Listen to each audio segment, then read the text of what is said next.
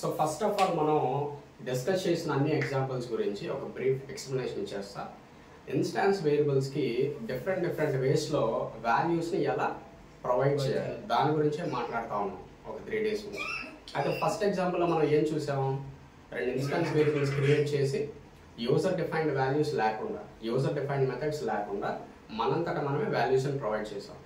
దాంట్లో డ్రాబ్యాక్ ఏంటి, ఎన్ని టైమ్స్ ఎగ్జిక్యూట్ చేసిన ప్రోగ్రామ్ ని సేమ్ ఐడి సేమ్ నేమ్ వచ్చింది. నెక్స్ట్ ఎగ్జాంపుల్ లో మనం ఏం చేసామంటే ఐడి నేమ్ మనంతటా మనం వాల్యూస్ ఇవ్వకుండా యూజర్ ఇచ్చేలాగా చేసాం. అయితే దాంట్లో కూడా డ్రాబ్యాక్ ఏంటంటే ఒక 5 ఆబ్జెక్ట్స్ క్రియేట్ చేస్తే 5 ఆబ్జెక్ట్స్ కి ఐడి నేమ్ యూజర్ దగ్గర నుంచి తీసుకోవాలి. అక్కడ లెంత్ ఏమైంది, పెరుగుతూ అంటే ఆబ్జెక్ట్స్ ఎన్ని ఉన్నాయో మీకు రీడింగ్ స్టేట్మెంట్స్ కూడా పెరుగుతూ ఉంటాయి. అందుకని నెక్స్ట్ ఏం చేసాం, మనం మెథడ్స్ అనే కాన్సెప్ట్ అప్లై చేసాం. మెథడ్స్ లో ఫస్ట్ ఎగ్జాంపుల్ ఏం చెప్పా, పారామీటర్స్ లేకుండా చెప్పా.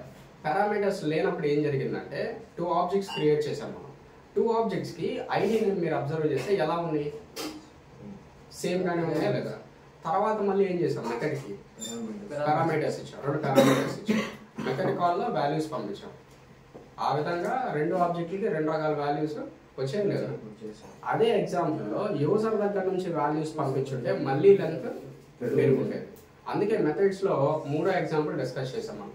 అంటే ఒక మెథడ్ క్రియేట్ చేసేటప్పుడు పారామీటర్స్ లేకుండా లోపలే రీడింగ్ లాజిక్ రాసేసి ఆ స్టూడెంట్ ఆబ్జెక్ట్ ని రిటర్న్ చేసాం. ఇంకా మెథడ్ ని 5 times కాల్ చేస్తే సరిపోద్ది, కానీ మళ్ళీ దాన్ని ఎక్కడ నేను రాయలే, అంటే రాసిన దాన్ని మళ్ళీ నేను రాయకుండా మెథడ్ ని కాల్ చేస్తాము, కొత్త ఆబ్జెక్ట్ రిటర్న్ అవుతా ఉంటుంది. ఆ విధంగా నేను అయిపోయింది. తర్వాత మళ్ళీ ఏం డిస్కస్ చేస్తాము, ఆబ్జెక్ట్స్ ని ఎలా రిటర్న్ చేయాలి, ఆబ్జెక్ట్స్ ని ఎలా పాస్ చేయాలి. అయితే ఆబ్జెక్ట్స్ ని పాస్ చేసినప్పుడు ఆ కాన్సెప్ట్ కాల్ బై వాల్యూ అని చెప్పానా, కాల్ బై రెఫరెన్స్ అని చెప్పాను. కాల్ బై రెఫరెన్స్ అని చెప్పాను. కాల్ బై రెఫరెన్స్ అంటే అర్థం ఏంటంటే ఎక్కడికైతే మీరు పాస్ చేస్తున్నారో ఆ వేరియబుల్ ఉంటుంది చూడండి, అది న్యూ ఆబ్జెక్ట్ గా క్రియేట్ అవుతుందని చెప్పానా, సేమ్ ఆబ్జెక్ట్ కి నేమ్, సేమ్ ఆబ్జెక్ట్ కి రెఫరెన్స్ అవుతుంది. కాబట్టి దాని మీద ఏదైనా మోడిఫికేషన్ జరిగిందంటే ఒరిజినల్ ఆబ్జెక్ట్ మీద మాడిఫై అవుతుంది. చివరగా చెప్పుకునే ఎగ్జాంపుల్ ఇది.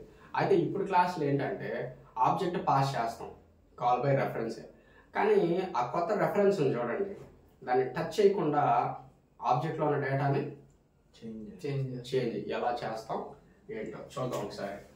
ఒకసారి క్లాస్ క్రియేట్ చేస్తున్నాను నేను. క్లాస్ స్టూడెంట్ సేమ్ 2 వేరియబుల్స్ తీసుకున్నాం. వాటి మీద మీకు క్లారిటీ వస్తే మీరు 4-5 వేరియబుల్స్ కూడా తీసుకొని వర్కౌట్ చేసుకోవచ్చు. స్టూడెంట్ ఐడి, అదే విధంగా student name, string student name. ఓకేనా. ఇప్పుడు మనం ఆబ్జెక్ట్స్ ని పాస్ చేయడానికి ఒక మెథడ్ అయితే నేను తీసుకుంటాను. దీనికి రిటర్న్ టైప్ నేనేం రాయదలుచుకోలేదు, సింపుల్ గా వాయిడ్ అని రాస్తున్నా. ఇక్కడ ఏ పేరుతో క్రియేట్ చేయాలని చెప్పేసి నేను మాడిఫై అని ఇవ్వాలి. అయితే ఈ మెథడ్ ఇదే క్లాస్ లో ఉండాలా ఖచ్చితంగా అంటే అదేం లేదు.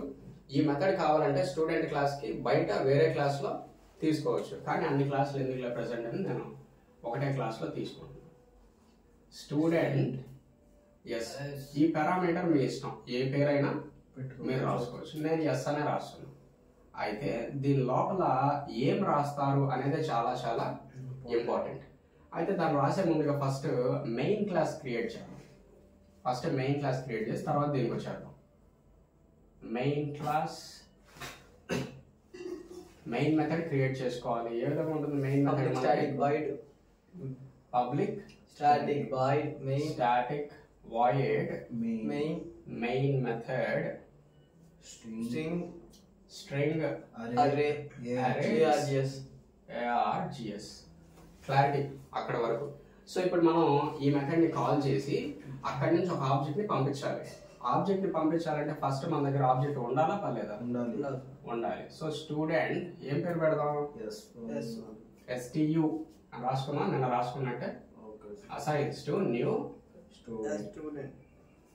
స్టూడెంట్. నేను ఆల్రెడీ చాలా సార్లు చెప్పాను, ఎప్పుడైతే ఒక ఆబ్జెక్ట్ క్రియేట్ చేస్తారో ఒక ఆబ్జెక్ట్ క్రియేట్ అవుతుంది. ఎస్, ఒక ఆబ్జెక్ట్ క్రియేట్ అవుతుంది, దాని పేరు మీరు ఏదైతే ఆబ్జెక్ట్ నేమ్ ఇచ్చి ఉంటారో అది వస్తుంది. క్లారిటీ అక్కడ వరకు. తర్వాత ఆబ్జెక్ట్ లోపల ఏముంటాయని చెప్పా, మధ్యలో ఉంటాయని చెప్పాను.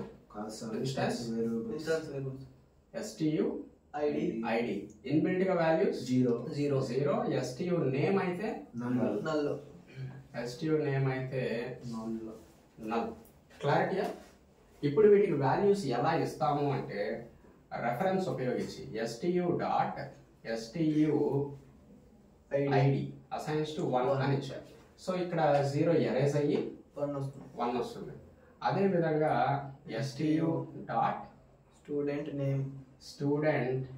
నేమ్ అసైన్స్ టు కిరణ్ అని రాస్తున్నాం ఇక్కడ వచ్చేసి ఇప్పుడు నల్ ఎరేజ్ అయిపోయి కిరణ్ అని స్టోర్ అవుతుంది క్లారిటీ కదా అయితే ఇవి నిజంగా దాంట్లో స్టోర్ అయి ఉన్నాయా లేదా ఒకసారి డిస్ప్లే చేసుకొని చూద్దాం మన system dot print STU dot STU ID concatenation plus STU dot STU name కొద్దిగా అడ్జస్ట్ చేసుకోవాలా రైట్ ఇక్కడ మనకి ఐడి ఎంత డిస్ప్లే అవుతుంది 1 డిస్ప్లే అవుతుంది నేమ్ ఏమవుతుంది కిరణ్ అని వస్తుంది దాంట్లో ఎటువంటి డౌట్ లేదు కదా అయితే ఇప్పుడు నెక్స్ట్ చేయాల్సిన యాక్షన్ ఏంటి మనం అక్కడ క్రియేట్ చేసిన ఆబ్జెక్ట్ మెయిన్ మెథడ్ లో క్రియేట్ చేసిన ఆబ్జెక్ట్ ఈ క్లాస్ లో ఉండే ఈ మెథడ్ కి పాస్ చేయాలి అయితే ఇప్పుడు దీనికి పాస్ చేయాలంటే నేను ఈ ఆబ్జెక్ట్ ఉపయోగించుకోవచ్చు ఎందుకంటే ఇది ఇన్స్టాన్స్ మెథడ్ వేరే క్లాస్ లో మీరు ఎలా కాల్ చేస్తారు ఆబ్జెక్ట్ ఉపయోగించే కదా సో ఒకటి ఆబ్జెక్ట్ ఉపయోగించి మీరు కాల్ చేసుకోవచ్చు లేదా నేను ఏం చేస్తానంటే దీన్ని స్టాటిక్ మెథడ్ గా చేంజ్ చేస్తాను అంటే మళ్ళీ మీరు ఆబ్జెక్ట్ ఇచ్చి ఈ ఆబ్జెక్ట్ ఇచ్చి కన్ఫ్యూజ్ ఏం రాకుండా నేను సింపుల్ గా స్టాటిక్ మెథడ్ గా క్రియేట్ చేసేస్తాను సో స్టాటిక్ void modify ఇక్కడ వచ్చేసి పారామీటర్ ఏ టైప్ స్టూడెంట్ ఎస్ కి బదులు ఏ పేరు కావాలంటే అది తీసుకోవచ్చు అయితే ఆబ్జెక్ట్ ని ఈ మెథడ్ కి ఎలా ట్రాన్స్ఫర్ చేసుకోవాలి అంటే ఇది ఎలాగో ఇప్పుడు స్టాటిక్ మెథడ్ కాబట్టి మీరు ఎలా కాల్ చేసుకోవచ్చు స్టూడెంట్ డాట్ మోడిఫై ఓకేనా స్టూడెంట్ డాట్ మోడిఫై ఆఫ్ ఏం పంపించాలి ఇక్కడ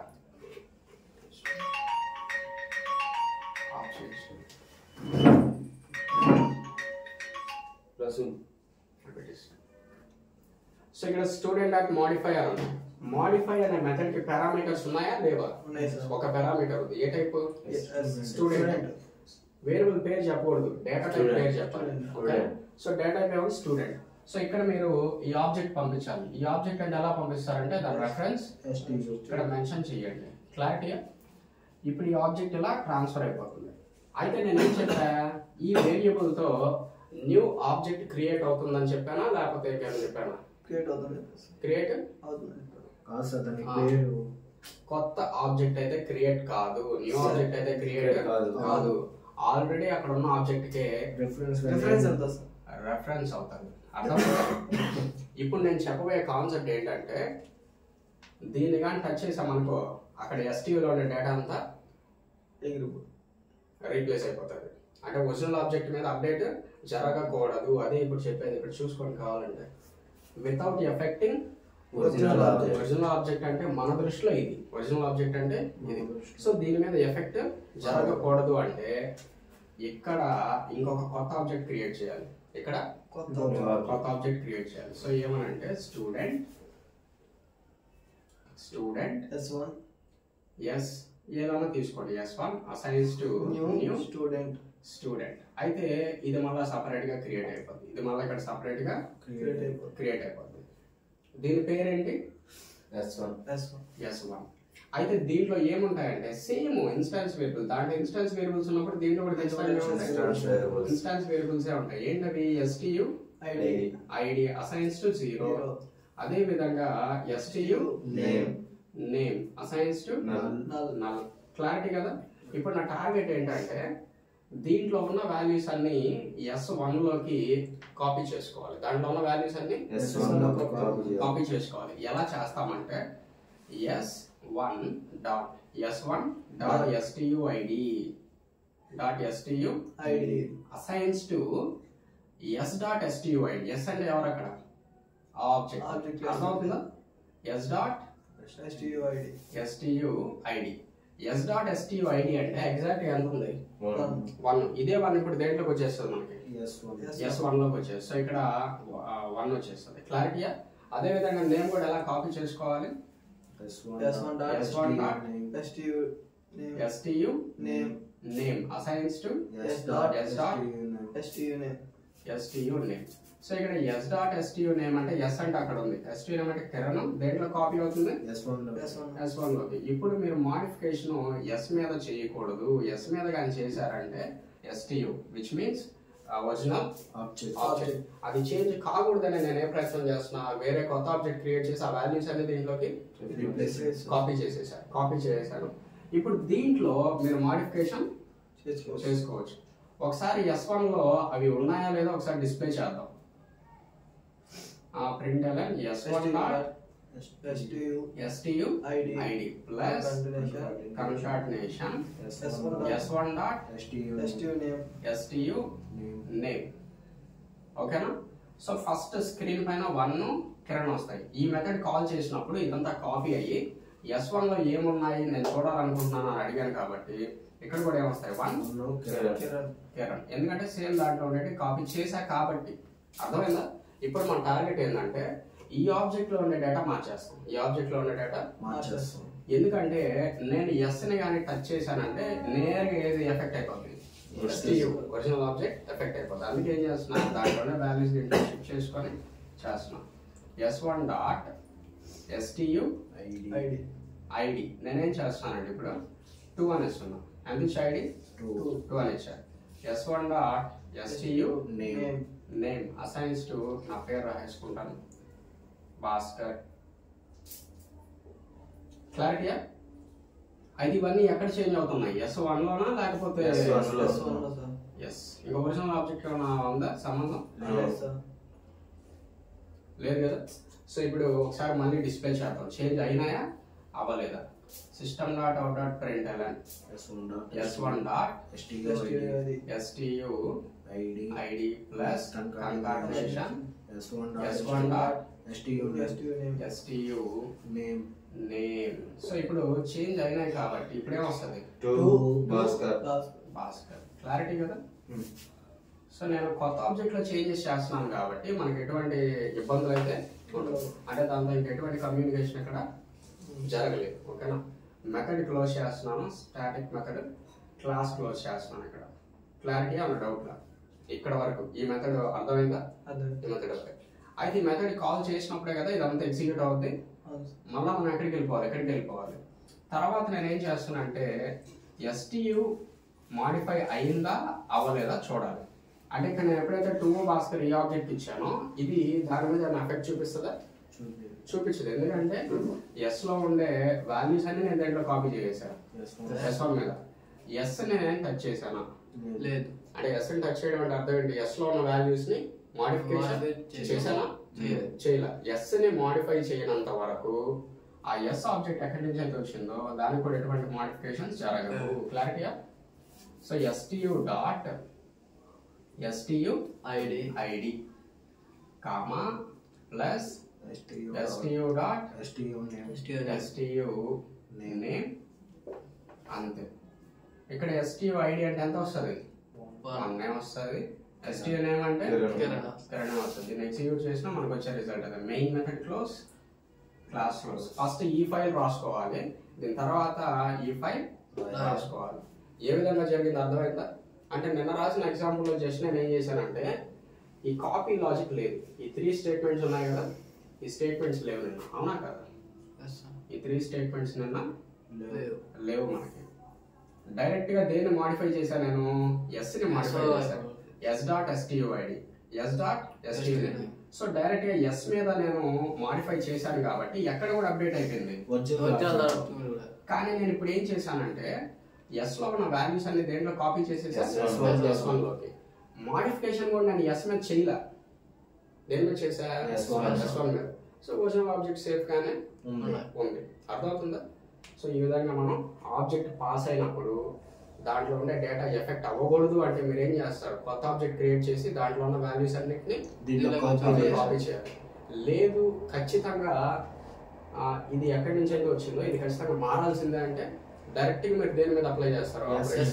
S మీద అప్లై చేయండి. అప్పుడు అక్కడ కూడా మీకు చేంజ్ అవుతుంది. లేదు నాకు దీని మీద చేంజ్ అవ్వకూడదు, ఒక డూప్లికేట్ క్రియేట్ చేస్తానంటే ఎలా క్రియేట్ చేయాలి అర్థమైంది కదా. కొత్త ఆబ్జెక్ట్ ఈ విధంగా క్లారిటీ. పోతుంది బ్రో.